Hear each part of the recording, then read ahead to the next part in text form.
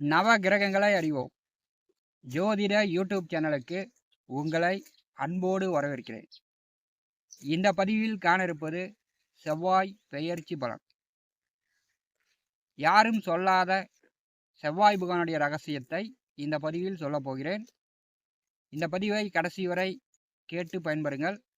நம்முடைய சேனலை பார்த்து கொண்டிருக்கக்கூடிய அன்பர்கள் சப்ஸ்கிரைப் செய்து கூடவே இருக்கின்ற ஆல் பட்டன் அழுத்திங்க. நன்றி.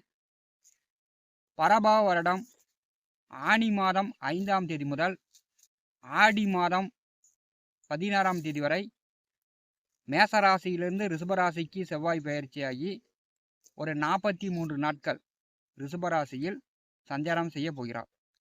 ஆங்கில தேதிப்படி 19/6/2026 முதல் 1/8/2026 வரை ரிஷபராசியில் செவ்வாய் புகான் வந்து சஞ்சாரம் செய்வார்.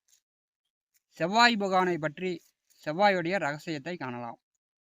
செவ்வாய் அப்படின்னாலும் செவ்வாய்க்கிழமை அப்படின்னாலும் பொதுமக்கள் வந்து செவ்வாய்க்கிழமையா அதில் வந்து எந்த நல்ல காரியமும் செய்யக்கூடாது, செவ்வாயோ வெறுவாயோன்னு போயிடும் அப்படின்னு பயந்துக்குவாங்க.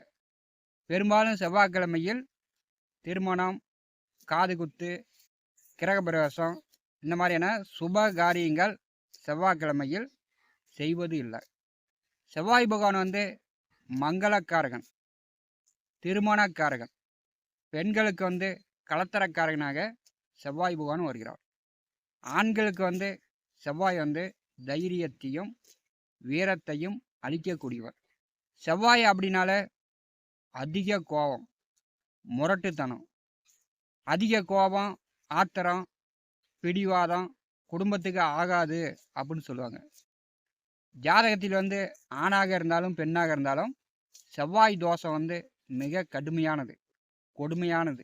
பலருக்கு வந்து 40, 45, 50, 55 ஆனாலும் திருமணம் என்பது ஒரு எட்டாக்கனியாகவே திருமணம் நடைபெறாமலே பலருக்கு வந்து சென்று கொண்டிருக்கிறது.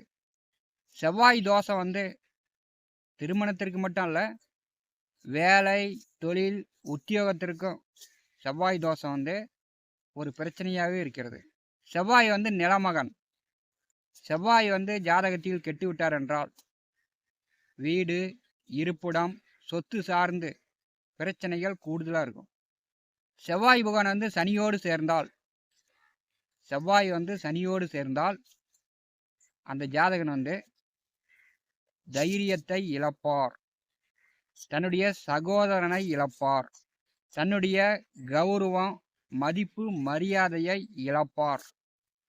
ஜாதகன் வந்து ரோசத்தால், பிடிவாதத்தால் பூர்வீக சொத்தையே ஒரு காலகட்டத்தில் இழந்து விடுவார். வேலை, தான் சம்பாதித்த பணத்தையும் செவ்வாய் தோஷம், செவ்வாய் சனி சேர்க்கை உள்ளவர் ஒரு காலகட்டத்தில் இழப்பார். செவ்வாய் வந்து ஆயுதங்களால், வண்டி வாகனங்களால் பார்த்தீங்கன்னா விபத்து, ஆயுதங்களால் காயம், வெட்டு, அறுவை சிகிச்சை என்று உடல் வந்து வேதனைப்பட வைத்திரும். செவ்வாய் வந்து நல்ல நிலையில் இருந்தால், ஜாதகத்தில் செவ்வாய் வந்து கெடாமல் நல்ல நிலையில் இருந்தால் போலீஸ், இராணுவம், மருத்துவம், மின்சாரம், யூனிஃபார்ம் சர்வீஸ் வேலையில் அந்த ஜாதகன் வந்து ஓயாமல் பார்த்தீங்கன்னா பரபரப்பாக இயங்கக்கூடிய இந்த வேலையில்லாம் மிக சிறப்பாக செயல்படுவார். செவ்வாய் நல்ல நிலையில் இருந்தால் மட்டும்தான் இயந்திரம், வண்டி வாகனங்கள் ஓட்டுநர் ஆக முடியும். செவ்வாய் நல்ல நிலையில் இருந்தால் தான் விவசாயம், ஆடு மாடு நல்ல வளர்ச்சியை ஏற்படுத்தும். சுய ஜாதகத்தில் செவ்வாய் புகான் கெட்டு விட்டார் என்றால் அந்த ஜாதகனுக்கு வீடு, நிலம், சொத்து சார்ந்து, சகோதரன் சார்ந்து, உடம்புல வந்து இரத்தம் சார்ந்து பிரச்சனைகள் வந்து கூடுதலாக வந்துடும். சுய ஜாதகத்தில் செவ்வாய் புகான் வந்து கெட்டு விட்டார் என்றால் பூமியில் உயிர் வாழும் வரை பிரச்சனையை அனுபவிக்கக்கூடியதாக இருக்கும். அதாவது மங்களங்கள் இல்லாமல் போயிடும். மேசம், விருச்சிக ராசிக்கு அதிபதியானவர் செவ்வாய். மேசம், விருச்சிகம், மகரம், மிதுனம், கன்னி இந்த ராசி லக்னத்தில் பிறந்தவர்களுக்கு சொத்து சார்ந்து பிரச்சனைகள் இல்லாதவர்கள் யாருமே இருக்க முடியாது. 12 ராசி அன்பர்களுக்கும் விரிவாக தனித்தனியாக செவ்வாய் பெயர்ச்சி பலன் காணலாம். மிதுன ராசி அன்பர்களுக்கு செவ்வாய் பெயர்ச்சி பலன் காணலாம். மிதுன ராசிக்கு 6ஆம் இடமான சத்துருஸ்தானத்திற்கும் 11ஆம் இடமான லாபஸ்தானத்திற்கும் அதிபதியானவர் செவ்வாய். மிதுன ராசிக்கு 2வது வீட்டிலே செவ்வாய் நேசமும் 8வது வீட்டிலே உச்சமும் பெறுகிறார். மிதுன ராசியில் பிறந்தவர்கள், லக்னத்தில் பிறந்தவர்கள் பார்த்தீங்கன்னா கடன் வாங்காதவர்கள் யாரும் இருக்க மாட்டாங்க. அதே மாதிரி கோர்ட்டு கேஸு வழக்கு வில்லங்கங்களை சந்திக்காதவர்கள் யாரும் இருக்க மாட்டாங்க. மிதுன ராசி லக்னத்தில் பிறந்தவர்களுக்கு செவ்வாய் பெரும்பாலும் சத்துருஸ்தானாதிபதியாகவே செயல்படுகிறார். உங்களை யாராவது நிலம் சொத்து வழியில் உங்கள் மேலே தவறுதலாக பொறாமைக்கு கேஸு போட்டாங்கன்னா உங்களிடமிருந்து அவங்க ஜெயிக்க முடியாது. ஏன்னா செவ்வாய் லாபாதிபதியாக இருக்கும்போது எத்தனை கேஸு உங்கள் மேலே பொய் கேஸு போட்டாலும் யாரும் உங்களிடமிருந்து கேஸ் மூலமாக வழக்கு மூலமாக ஜெயிக்க முடியாது. மிதுன ராசி என்பதற்கு அடுத்து வரக்கூடிய 43 நாட்கள் 12ஆம் இடமான விரயஸ்தானத்திலே செவ்வாய் பகவான் சஞ்சாரம் செய்வார். மிதுன ராசிக்கு 12வது வீட்டிலே கோச்சாரத்தில் செவ்வாய் வரும்போது பார்த்தீங்கன்னா தேவைக்கு பணங்காசு உங்கள் கைக்கு செலவுக்கு கிடைக்காது. கடன் வாங்கி செலவு பண்ணக்கூடிய சூழ்நிலை ஏற்படும். 12வது வீட்டிலே செவ்வாய் வரும்போது போக்குவரத்து, நெடுஞ்சாலை, வண்டி வாகனங்களில் கொஞ்சம் கவனமாக போயிட்டு கவனமாக வரணும். 12வது வீட்டிலே செவ்வாய் வரும்போது உடல் ஆரோக்கியத்தில் கவனம் வேண்டும்.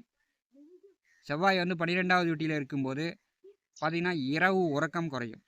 கண் வலி, தலைவலி, உடம்புல நரம்பு பிடிச்சிக்கிறது, சுளுக்கிக்கிறது, இந்த மாதிரி செவ்வாயுடைய காரகத்துவ வழியில் உடம்பு உஷ்ணமாகிறது, ரத்தம் டக்கு டக்குன்னு உறையிறது, இந்த மாதிரியான பிரச்சனைகள்லாம் 12வது வீட்டிலே செவ்வாய் வரும்போது தான் ஏற்படுத்தும்.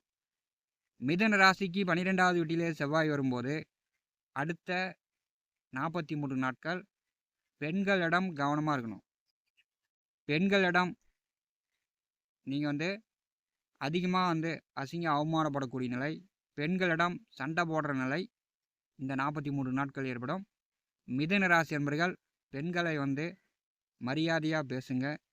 பெண்களிடம் கண்ணியமாக கட்டுப்பாடாக நடந்து கொள்வது நல்லது. மிதுன ராசிக்கு 12வது வீட்டிலே செவ்வாய் வரும்போது குடும்பத்தில் உங்களுக்கோ அல்லது குடும்ப நபர்களுக்கோ பார்த்திங்கன்னா அடிக்கடி உடம்பு சரியில்லாமல் போகும். மருத்துவ செலவுகள் அதிகரிக்கும். மிதுன ராசிக்கு 12வது வீட்டிலே செவ்வாய் அமர்ந்து 4ஆம் பார்வையால் 3வது வீட்டை பார்வை செய்கிறார். அப்போ தைரிய வீரியஸ்தானம் உங்களுக்கு பலமாகிறது. 3வது வீட்டை செவ்வாய் பார்வை செய்யும்போது சிலர் புதிதாக வீடு கட்டலாம், புதிதாக 2 வீலரோ 4 வீலரோ புதிய வண்டி வாகனங்கள் வாங்கலாம். 3வது வீட்டை செவ்வாய் பார்வை செய்யும்போது உங்களுடைய இருப்பிடம், வாடகை வீட்டில் இருப்பவர்கள் வேறிடம் இடம்பெயர்ந்து வேறு வீடுக்கு மாறலாம். இந்த காலகட்டம் விவசாய நிலம் குத்தகைக்கு ஓட்டக்கூடியவர்கள் நல்ல நிலமாக பாசன வசதி உள்ள நல்ல நிலமாக பார்த்து குத்தகைக்கு பிடிக்கலாம். அதற்குண்டான வாய்ப்புகள்லாம் உண்டு. செவ்வாய் பகவானுடைய 7ஆம் பார்வை மிதுன ராசிக்கு 6வது வீட்டின் மேல் விழுகிறது. சத்துருஸ்தானத்தை செவ்வாய் பார்வை செய்யும்போது குறிப்பாக உறவுக்கார பெண்களாக இருந்தாலும் சரி, குடும்ப பெண்களாக இருந்தாலும் சரி, வெளியில் உங்கள் வீட்டை சுற்றி இருக்கக்கூடிய பெண்களாக இருந்தாலும் சரி, வேலை பார்க்கக்கூடிய இடத்தில், தொழில் செய்யக்கூடிய இடத்தில் பெண்களிடம் மிதுன ராசி என்பர்கள் கொஞ்சம் கவனமாக கண்ணியமாக இருக்கணும். பெண்களை அவதூறாக பேசுவது, பெண்களை மதிப்பு மரியாதை இல்லாமல் நீங்கள் பார்ப்பது, பேசுவது இந்த காலகட்டத்தில் தவிர்ப்பது நல்லது. மிதுன ராசிக்கு 6வது வீட்டை செவ்வாய் பலமாக பார்க்கும்போது பெண்களிடம் ஏதாவது தொல்லை, தொந்தரவு, சில்மிஷம் பண்ணிங்கன்னா இளைஞர்களுக்கு போக்சோ சட்டம் உங்கள் மேலே பாயறதுக்கு வாய்ப்புகள் உண்டு. மிதுன ராசி என்பதற்கு 7வது வீட்டை 12வது வீட்டிலே செவ்வாய் அமர்ந்து 8ஆம் பார்வையால் பார்வை செய்கிறார். கலத்தரஸ்தானத்தை செவ்வாய் பார்வை செய்யும்போது குறிப்பாக நண்பர்கள் மத்தியில் இந்த காலகட்டத்தில் நீங்கள் உதவி பெறக்கூடிய, உதவி கேட்கக்கூடிய நிலை ஒரு சிலருக்கு ஏற்படலாம். திருமணமானவர்கள் கணவன் மனைவிக்குள் அனுசரிப்பு வேண்டும். 7வது வீட்டை செவ்வாய் பகவான் 8ஆம் பார்வையால் பார்வை செய்யும்போது ஒருவருக்கொருவர் மறைக்கிறது, ரகசியமாக இருப்பது, இதெல்லாம் வந்து இந்த காலகட்டத்தில் மிதுன ராசி அன்பர்கள் தவிர்ப்பது நல்லது. மிதுன ராசிக்கு 2வது வீட்டிலே குரு பகவான் அமர்ந்திருக்கிறார். உங்களுக்கு குரு பலன் மிகச்சிறப்பாக உள்ளது. மிதுன ராசி அன்பர்கள் பார்த்தீங்கன்னா 2வது வீட்டிலே குரு அமர்ந்திருக்கும் போது குடும்ப நபர்களிடம் நல்ல அந்யோன்யம், சந்தோஷம், மகிழ்ச்சி உங்களுக்கு ஏற்படும். 2வது வீட்டிலே குரு அமர்ந்திருக்கும் போது பணம் சம்பாதிப்பதற்கான வழி உங்களுக்கு உண்டு. அதனால் வந்து உங்கள் வேலை, உங்கள் உத்தியோகம், உங்கள் தொழிலை நீங்கள் வந்து கண்ணும் கருத்துமாக பாருங்கள். தொழிலை வந்து மேம்படுத்துங்கள். மிதுன ராசி அன்பர்கள் நல்ல பணம் சம்பாதிக்கலாம். 12வது வீட்டிலே செவ்வாய் வரும்போது தேவையில்லாத பிரச்சனை விவகாரங்களில் பெண்களை அவதூறாக பேசி பெண்களால் நீங்கள் வந்து சட்ட சிக்கல் அனுபவிக்கக்கூடிய நிலையும் வந்துடும். கொஞ்சம் கவனமாக இருங்க. நவ கிரகங்களை அறிவோம். இந்த ஜோதிட யூடியூப் சேனலில் தினந்தோறும் ஜோதிட பலன்கள் பதிவிடப்படும். நம்முடைய சேனலை பார்த்து கொண்டிருக்கக்கூடிய அன்பர்கள் சப்ஸ்கிரைப் செய்து கொடுவிருக்கின்ற ஆல் பட்டன் அழுத்திங்க. நன்றி, வணக்கம்.